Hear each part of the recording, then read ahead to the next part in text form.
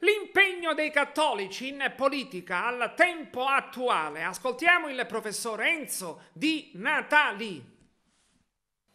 Il professor Enzo Di Natali rileva l'opportunità di un rilancio al tempo attuale dell'impegno dei cattolici in politica. Non possiamo negare l'evidenza, è sotto gli occhi di tutti. Siamo dinanzi ad una realtà dove le persone vivono una forma grave di depressione. Depressione dal punto di vista economico, depressione dal punto di vista sociale, depressione anche dal punto di vista culturale. Siamo dinanzi ad un vero sbandamento morale, sociale e politico. Dinanzi a questa drammatica realtà, allora si pone una riflessione. Cosa possono fare i cattolici? I cattolici possono fare tanto perché attingono al magistero sociale della Chiesa, definita da Papa Paolo VI, esperta in umanità.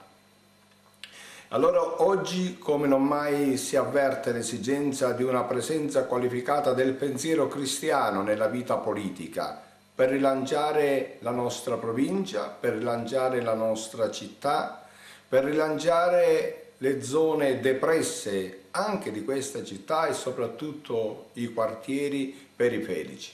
Certo, con questo non si vuole lanciare alcuna accusa contro qualcuno perché ognuno fa la parte che può, ma qui occorre un intervento sinergico, un intervento che possa guardare lontano, occorre anzitutto che possa attingere a quel patrimonio culturale che è stato grande nel Novecento, che è quello del Magistero della Chiesa, che ha dato grandi cattolici impegnati in politica, di cui nell'ultimo tempo noi come centro di bioetica stiamo ricordando.